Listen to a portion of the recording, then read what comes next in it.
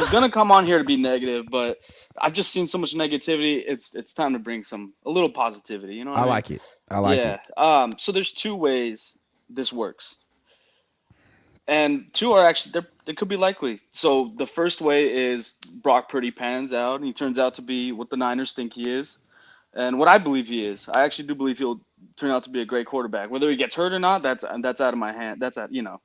But and B is if it doesn't work out and it turns out to be like a straight up disaster, then the Niners, I really don't. I think they will have no choice but to go back, just erase the board, and say, hey, like we have messed up. We've got a quarterback that played 17 games in college, or it was 17, right? Something like that, yeah. Something Something like like that. that, yeah, yeah, A yeah. quarterback that played 8 regular season games, and then a quarterback that played what 2 games for the Patriots, and Right. so they've seemed to go into the quarterback situation with a blindfold on.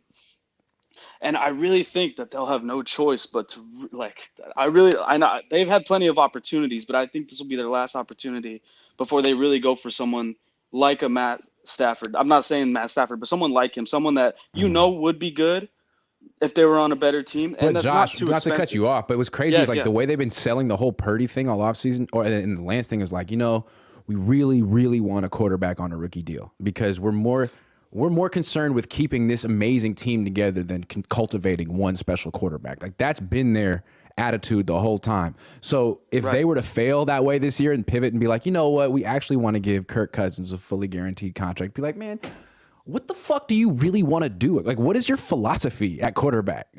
Is it just anything?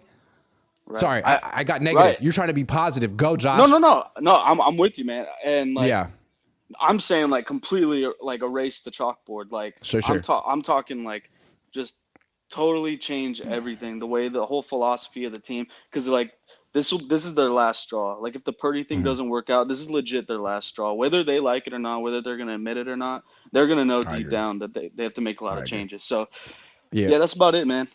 Thanks, Josh. Good call. I appreciate Thank the you so brevity. much. You guys are doing a great job with the rhythm today. I appreciate it. Is Bosa really going to sign before Jones? Doubt it. Yeah, I agree with that. Is Bosa going to sign before Jones? Doubt it. Yeah, I agree with that. Keith Murphy is just chilling. How you doing? What's up, big dog? How are you? What's up, big dog? I'm chilling. What's up? First, I'm with your last caller. It's too much negativity going on Sure. for a team that's had the level of success that we've had the last 5 or 6 years. Okay. Granted, we've done everything but close the deal, but I guess I've been watching this team since the '80s.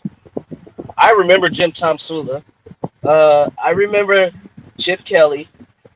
I would rather be in this era right now than back in those eras.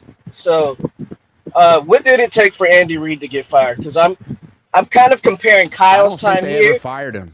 I think they just let his contract expire, if I remember Well, correctly. I think whatever the last year that he was there, he went 4-12. That's That's how correct. far he had. That's how far he had to fall for them to fire him. So until Shanahan does that, fall on his face per se, I don't think people should be calling for his job after what we've been doing the last 5 or 6 years. The year Now, to before your that, point, though, he was 8-8. So it could. I mean, all it I takes is one losing year. All it takes is one I losing agree year. with that. And Yep. that Yeah. 2020 year, although we've been injured, that was a crazy injury year. I feel like Yep. that was the year Bosa went down early. I think the whole team was hurt that year. And to And still that could go happen 8-8, again. it could 100% because that's what been Kyle's thing Yeah. since he's been here. Now, what I will say is, I do think we need to see more from Brock, but you don't always need to see like 50 games of somebody. When did we start hearing Patrick Mahomes was a good quarterback? Like In the second year. practice, Yeah, in Yeah. practice, the year Yeah. before he even started. So, Mm-hmm. and we actually have game film on Brock, right? Almost half a season. And Mm-hmm. so I don't know why people are down. And he didn't just fill in; he led the league in passer rating while he was out there.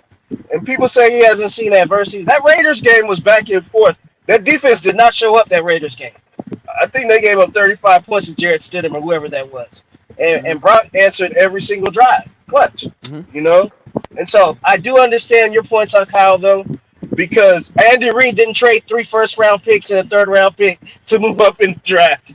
But Anyone. through that, and he's bailing. To your point, him and Lynch are bailing themselves out of fires that they start. Yeah. Yeah. And And getting so, praised for it. Getting praised. Look at him. Look at him set out that fire that they started. Keith, I got to I take one mean, more call. yes. One more thing, I find it amazing that you can hit on all these fifth and sixth round picks and can't pick the first round. I don't count Bosa. Everybody would pick Bosa number 2. Well, maybe it's because Kyle Shanahan needs to like stop trying to pick players and let the scouting department do their job. Good point. Well, Once he let his again, scouting department do his job on Purdy. Before I go, John Lynch just did, the Pivot podcast. He just did an interview and he talked about who gets credit for Purdy. You can kind of look that up, but he very much it's the coach Brian Greasy, who a lot of people were skeptical of, was the one that really wanted Purdy the most. cool. I'll check it out. Thank you, Keith. Yeah, man. All right, man. All right. Mike V. What's going on, Grant? How you doing, man? I'm good, man. How you doing? Good. Man, this is going to be a crazy year. I'm starting to think about a couple months ago, I thought we were going to be, easy NFC West champions. But, man, after letting K1 go, who they let DJ Williams go, and then they start bringing in these guys that they think are going to be their replacements. These guys aren't going to – Minihue just left. Who's the other guy? Ebukam. Willis, the guy made a good play Patrick and Willis? played. No, not Willis, not Patrick Willis. The other guy, 94. You know who I'm talking about? D lineman. They just let him go from the Minihue. Jets. No. Willis. Jordan Willis. Sorry, my bad. Hey, my bad. the guy played good. He made that. I like got that Jordan crazy. Willis. He's on the Raiders now. You're right. Yeah. But dude, these guys are proven talent. They've played good, and they let him go. They won't give him money, but then they'll bring in somebody that's unproven. Cleveland Farrell is a bust. You know what I mean? He's played good in the preseason. Don't get me wrong. Carlton Taco, bust. But these guys will come in and get you 5 to 10 stacks coming off the bench, and you're going to get rid of these guys. Then you bring in Isaiah Oliver. This guy is getting torched by third, fourth rounders in their rookie season. You know what I mean? Yeah, he's coming off of ACL, but you let go of K1, let go of Jimmy Ward to think that this guy is going to come in and fill those shoes. You know what I mean? So honestly, from being number one defense, we're honestly in like 15 to 20 right now, because the way that they're thinking that they just plug and play, that might be for the offense with the quarterback, but that defense isn't plug and play. You know what I mean? And then you can even tell from the style of defense that Steve Wilkes runs. So D'Amico Ryans to Salah, it's night and day. It's night and day. You know what I mean? So they're going to have a hard time on defense. So we got to hope that Purdy could score 33 to 38 points a game, because if not, this Niners defense isn't going to be a 21-point defense. You know what I mean? We're not going to be like that no more. I could already see it. And I see where the faults are with the team, and I'm curious to what you think. Mike, I got to take one more call, but I'm with you on that. This defense is a little bit scary this year. They can't even stop the run. Mike, good call. Thank you. Who's going to tell him K1 has been on the team for a while? Who's going to